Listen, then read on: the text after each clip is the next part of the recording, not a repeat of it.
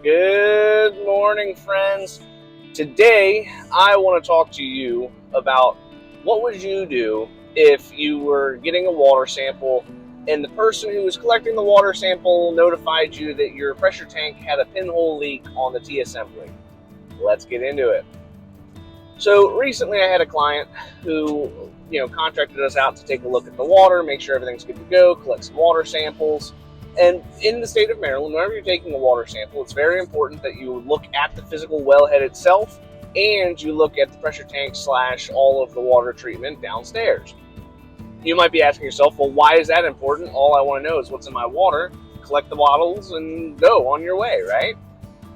Well, the reason you want to collect or take a look at the wellhead is, well, if you see that the conduit's broken or the cap's completely missing, maybe that's where your entry point for bacteria is coming from. The whole goal of looking at the wellhead is to try and identify any potential sources for contamination. Whether that means that the wellhead's in a cow pasture where cows are pooping all around it, maybe it's right next to a river, maybe it's underwater, maybe it's in a well pit that's completely submerged in water. There could be a multitude of reasons for what could be allowing bacteria or other contaminants into your drinking water, but it's very important to make sure that whenever you're getting it sampled, that you're actually looking to see what does the wellhead itself look like, right? The other reason you want to go into the basement or the crawl space to look at the pressure tank and all of the water treatment is, let's say that you're testing for iron, right? And you have a filtering media that's designed to remove the iron from your water. Well, if you take the sample, iron fails, and you know that you have remediation already in place for the iron, well, now we know that that remediation is not quite working correctly and it needs to be addressed. Rather than just guessing and hoping that changing the item out will fix the problem. This style of sampling is required in Maryland, right? That's only going to be if you're a licensed water sampler. If you're just a homeowner dropping off the samples or doing one of those quick in-home tests, it doesn't really matter. But you should use a certified lab versus those in-home tests.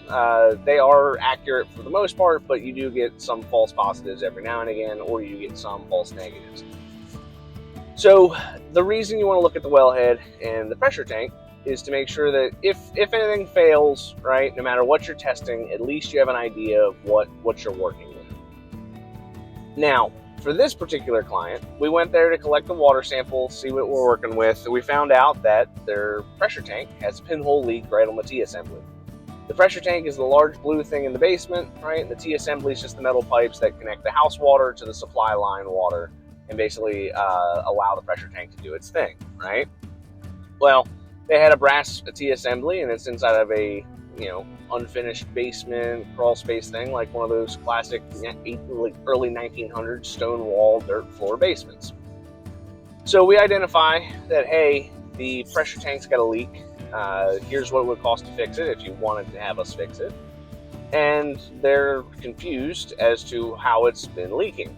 Now, generally, if you have a pressure tank down in a basement like that, how often are you walking down there to take a look at it? Probably not very often, right?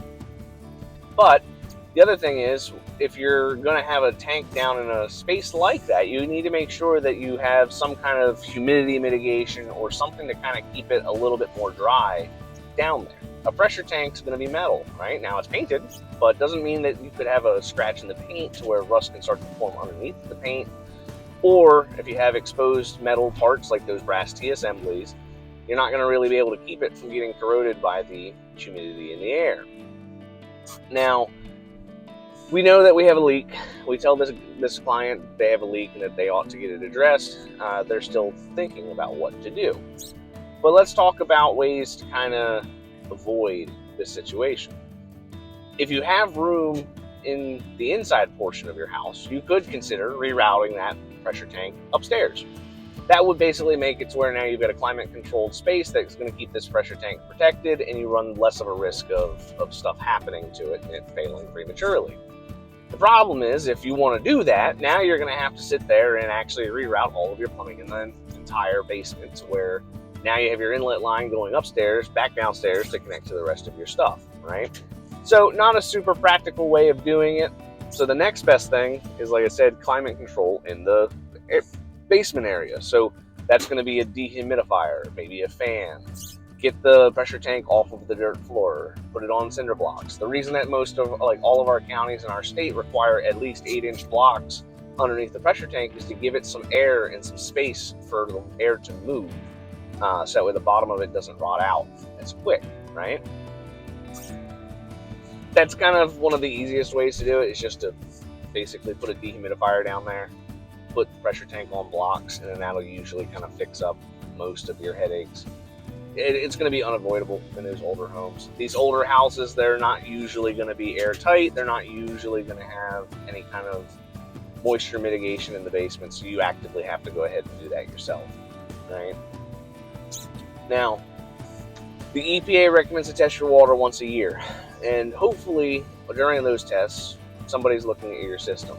But as a homeowner, in my opinion, it's a good idea to go down, take a look at everything every couple weeks to a month or so, right? If it's been over a month since you've looked at your pressure tank, that's a little bit too long. You should be looking at these things just to make sure that when pinhole leaks do occur, you can get it addressed.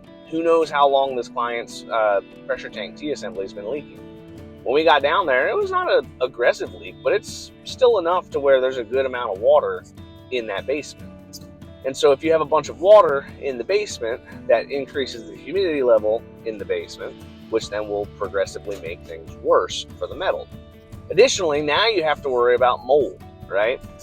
The thing with these kind of basements is that it's going to be kind of gross no matter how you slice it, so it really doesn't make that much of a difference. But let's just say you had a pinhole leak in an unfinished basement in a normal rancher-style house in the 1960s, right? So you're going to have your slab concrete floor. You might have a sump pump, you might not, depending, right? And if you just have that thing leaking for days, weeks, maybe even months, you can cause way more damage by letting that continue on than getting it addressed for a few $100s to start. Most homeowners, I get it, are on a tight budget now with the economy being where it is, but you could still make it a Home Depot trip, a couple $100, get the parts yourself, an afternoon, redo it all. It's really not that complicated. It is a little bit intimidating if you've never done any plumbing with metal, right? You could use plastic. I'm not a huge fan of that, but you could if that really is your cup of tea. But mostly where I'm getting at with this is it's important to have, whenever somebody gives you basically notification that something's not working, rather than kind of scoffing it off and thinking, well, maybe this person's just trying to get a little bit of extra money. Maybe they genuinely are not trying to get anything out of you, and they're just letting you know that, hey, something's not working, right? I don't care if we get that repair or not, but I do want them to know that they have a leak in their basement so that way they can get it addressed, right? I hope that this little discussion's been helpful for you, right? If you enjoy content like this, I have posts every day on the World of Well and Septic. If you have any specific comments or questions or areas of topic that you want me to discuss, please leave a comment below. I try to respond to everybody or give you some kind of guidance on who you should talk to or where you can find that information. Please make sure you hit that like and subscribe button. Until next time, guys.